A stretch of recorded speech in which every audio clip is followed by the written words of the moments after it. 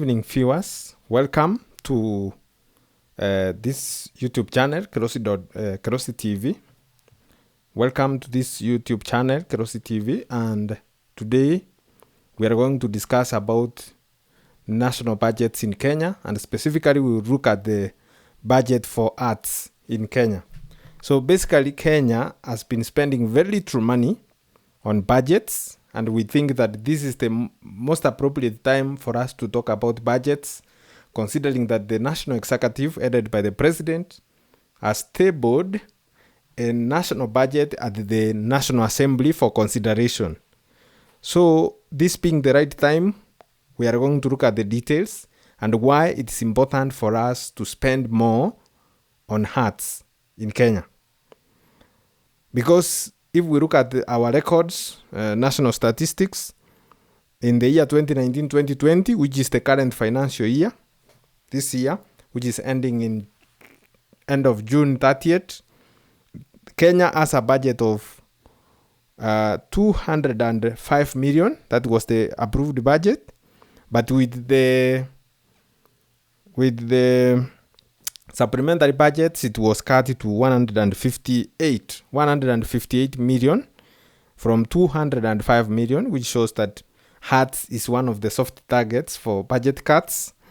And is this a good thing that they are cutting budgets? I will say no, and then we will look at the details later. But before we move on, we have to say that for the coming financial year 2020-2021, Kenya has a proposed budget of 139 million. This is the money which is supposed to promote arts in the country. And when we are talking about arts, we are talking about painting, filmmaking, photography, literature. Literature, we are talking about drama, poetry, fiction. We are talking about those. Then we are talking also about performing arts, music, dance, and theater. Some of you might even be asking yourself, does this matter really? Should we spend a lot of money on arts? Yes, we should spend more on arts. Reasons being, arts can be a source of tourism promotion. That is, through arts, we can promote our culture, we can promote our arts, then that way we promote tourism. Because there are tourists who are specifically interested in arts. Therefore, through that, we can say that arts are important to our economy. Our economy can do better after this COVID-19. You know, there is COVID-19, and we are always struggling, making sure that we use hand sanitizers.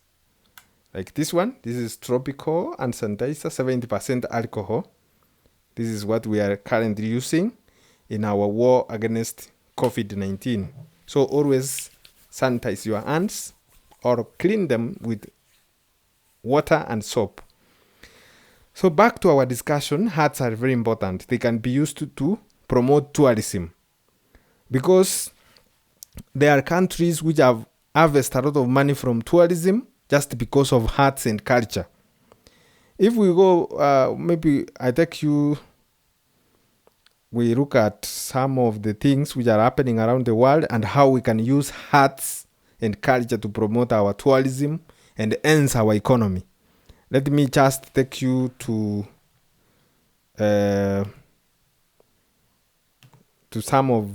we look at some of the things which are happening around the world. So, for example, Australia Council for Arts, they have a website and they have said the following: that while large arts, and I'm quoting, while large arts venues and major events in capital cities attract the largest numbers of international tourists, there is opportunity for a broad range of arts hovering across the country to attract tourists seeking diverse and authentic experience. So Australia has already realized that through building or investing more on arts, they will be able to generate more from tourism. So that is something we should borrow a leaf from. Arts can also bring us more money, that's revenues, even to our private sector and to the country in general when tourists visit. For example, the largest music festival in the world is called Summerfest, according to Wikipedia. So there are a large number of music festivals held around the world, usually annually, that attract non-local visitors. The self-proclaimed largest music festival in the world is Summerfest. This is an 11-day event in Milwaukee, Wisconsin, with an annual attendance of 1 million people. So I was just imagining, what if we use arts like music, like photography, filmmaking, literature, performing arts, we attract like 1 million people, because anything is possible where we believe. If we believe it's possible, we can attract 1 million people, that is tourists, to Kenya. And if each of these 1 million tourists, if I can use an example, if each of them can spend just $1,000 while in Kenya, then we will be able to generate $1 billion. And you know what? That is a budget.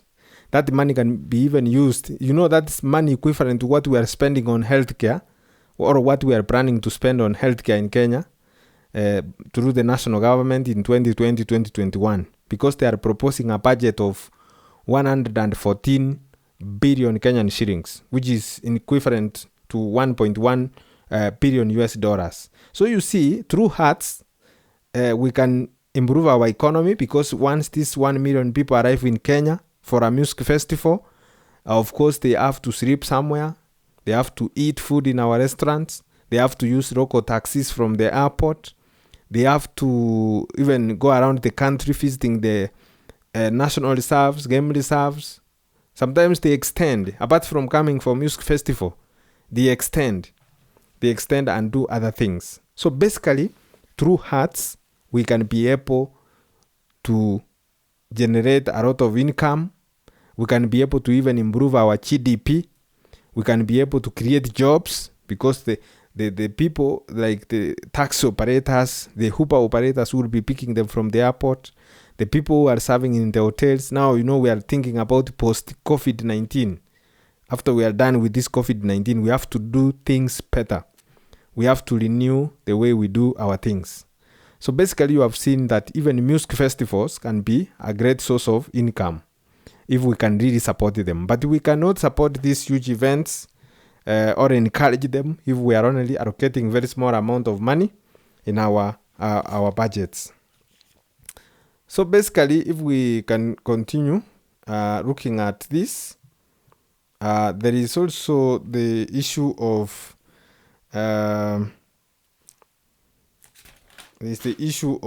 per capita expenditure on arts. That is per capita arts funding. The amount of money if we subdivide the total amount that we are spending divided by the population. According to the Kenya National Bureau of Statistics, we have a population of 47,600,000 people in Kenya. And if we spend 139 million shillings only on arts, then it means we are only spending 2 shillings and 90 cents on each Kenyan averagely. That's what we call per capita expenditure on arts. 2 shillings and 90 cents. Compared to other big countries like England and Scotland, for example, in England, they are spending an approximate amount of 2,400 shillings per person in England. While in Scotland, they are spending 2,200 shillings per person on arts. That is what we call per capita expenditure on arts.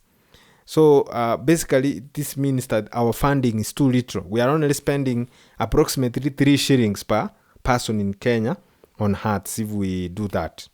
And if we look at this arts expenditure or arts funding as a component of the total expenditure, let us put it at 1.7 trillion for 2020-2021, then it means that we are only spending 0.008%. 0.008% of our total national budget on arts. That is tiny. That's a drop in the ocean. We need to improve on this, because I have already shown that it is possible for us to improve, even to expand our economy, to trigger our economy, to create jobs, to create economic growth in Kenya through improving our public expenditure on arts. There is also the issue of filmmaking. Filmmaking is a big thing. It's a big art. For example, film making is a $136 billion industry in Hollywood in the US. And this, is the world's oldest national film industry.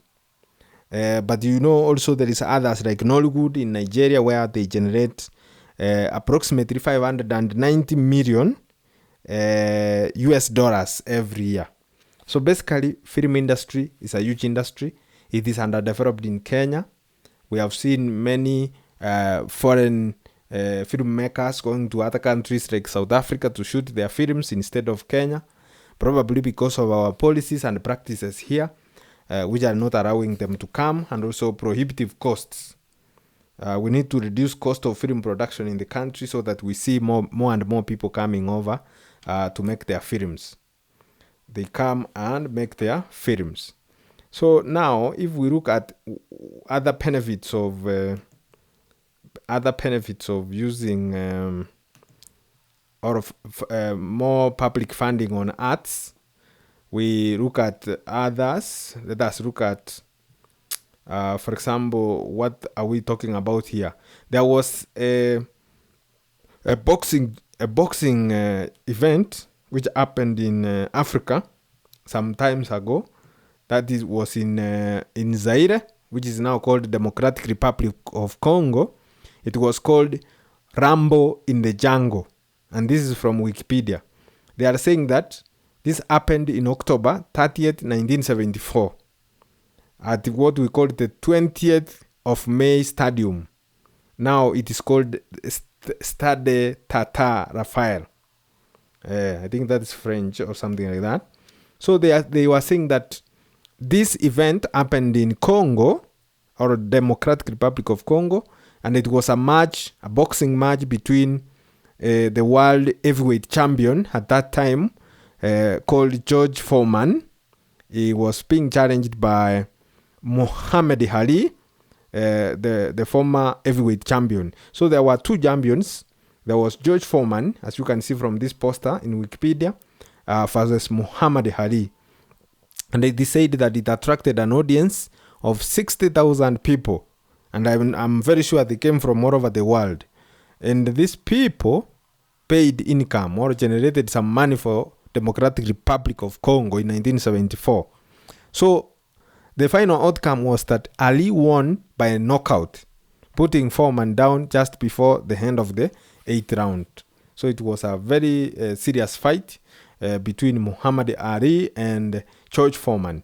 And it was duped to be arguably, and I'm quoting, the greatest sporting event of the 20th century. So you can see even sports can promote our culture, can bring tourists to our country. So that's why we need to spend on infrastructure. We should spend on our arts. We should even give grants to our artists so that they become world-renowned artists around the world.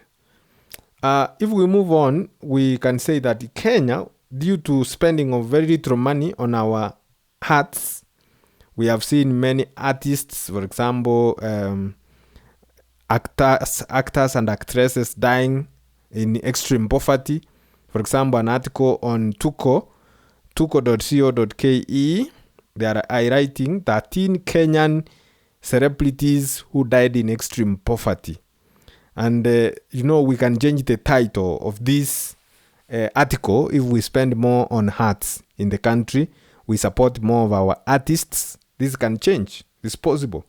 Instead of saying 13 Kenyan celebrities who died in extreme poverty, we probably say 13 Kenyan celebrities or artists who died in extreme wealth. It is possible. So you see people like who? They are talking about Justolina. They are talking about Ayeya Ayeya is of Churchill Show. And they are saying that 13, there is Amunga of the Idi High. You see, this lady called Acheng Abura died in poverty, extreme poverty. And she's an artist who should have died an honorable person because he was promoting Kenya's culture. We talk about Mzee Ochwang. Those of you who grew 1970s, 1980s, and the 1990s, you remember this gentleman, Mr. Ojwang of Fitimbi. Fitimbi is a program which its actors even used to entertain former presidents like President Uhuru Kenyatta, President Moi, President Moi Kibaki. And then there is this gentleman called Kevin of Taidi High. There is Riri Mama Paha of Wanade, called Wanade. There is Diana Chemtai Cherere, Ashina of Tausi, people like Mulimi died of in extreme poverty, despite being an artist promoting Kenyan art and culture. Awago Patrobas, aka Papa of Ramogi FM, also died in extreme poverty according to tuko.co.ke. Maureen Wanza.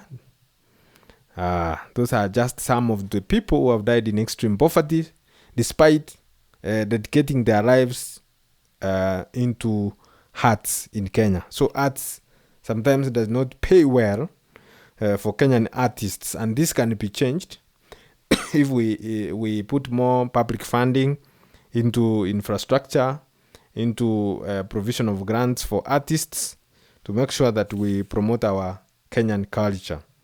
Many people have talked about promoting Kenyan culture and art. For example, Professor Kimani Njogu, a linguist and cultural scholar based at Twaweza Communications, says, and I quote from the Daily Nation, that a Ministry of Culture and Creative Arts should be funded to support heritage products, the visual and performing arts, and functional creations such as a design, creative services, and digital creative content. Further, for years, Kenyans have tried to have a national culture and arts council. So it seems that that council, we have been fighting for it for many years, including in some of the forums where I attended. They have been calling for formation or creation of a national culture and arts council. I really agree with him, and there's need for us to provide more funding for culture and arts. This is one of the events I attended in 2016, organized by the Institute of Economic Affairs. This is one of the leading think tanks in Kenya, where they do some pre-budget hearings every year. I think this year they are working on something. They have been doing some. I've been seeing some activities online because of COVID-19. So I attended this particular event, pre-budget hearings, fiscal year 2016-2017. It was on 25th February. You can see in this picture, there is an image here. This is me. I was attending this event, and one of the things people called for, because for me I was a panelist talking about land and housing, on how we can help government with recommendations to make sure that they achieve their housing agenda, also achieve more in land reforms. But for the purpose of this video, we are talking about arts. And I remember one gentleman in this meeting calling for more public funding for culture and for arts, and also for the creation of the culture, and they call it the National Culture and Arts Council. This is what Professor Kimani Njogu calls it. So there is need for us to do this. Members of civil society, members of the public have been calling for this for many years, and it is not happening. And this is something we are keen to see happen. We want to see our artists being supported properly to ensure that they are able to achieve more. Another report which was written by Evos, they are talking about government policies towards the cultural sector in East Africa. So they are basically, in one sentence, they are saying, and I read, that an analysis of government policies in the three countries, that is Kenya, I think Uganda and Tanzania, shows a clear lack of prioritization of creative and cultural sector, despite its huge potential So even Evos, a donor, understands that if we put more resources into culture, or we prioritize culture and also arts in any country, there is huge potential, like creating jobs for the youth, boosting tourism, which I've already talked about, and building a cohesive national heritage. So it has a lot of advantages. This report, you can find it online. It is titled this here. You can find this report online. Upunivu report of 2016. It talks about the importance of investing public resources on arts and culture. That's the way we can move forward. Spending only 139 million is shameful, and I hope the people from the national treasury are listening to this, and they will be able to do something about it. We want to see more resources being put into arts and culture, or into arts basically, so that we attract more tourists. And through putting more money in arts, we are also promoting the achievement of Vision 2030, because arts is recognized as one of the key things that should be achieved in this country. So basically, there are so many things we can discuss about arts, but until we put public money into it, we will not be able to do much. And this is my call for National Assembly to consider this. I know members of National Assembly are also looking at this video. If they are not, kindly share this video until it reaches your member of parliament, and ask him to do something about investments of public resources on arts, so that we also become a force to reckon with in terms of our economy, in terms of the tourism industry. We want to attract more tourists after COVID-19, so that we are able to generate jobs for our youths, our artists. We should not see our musicians dying in poverty, extreme poverty. We should not see our artists like actors and others dying in poverty. It is shameful. So you can see it is a win-win situation if we put more money than what we are proposing for 2020-2021. That is 139 million. It is too little. Make it 1 billion at least. If you make it 1 billion, I swear, the economy of Kenya will wake up from its number. Thank you very much. Kindly subscribe to this YouTube video. And above all, make sure you share it with your member of parliament.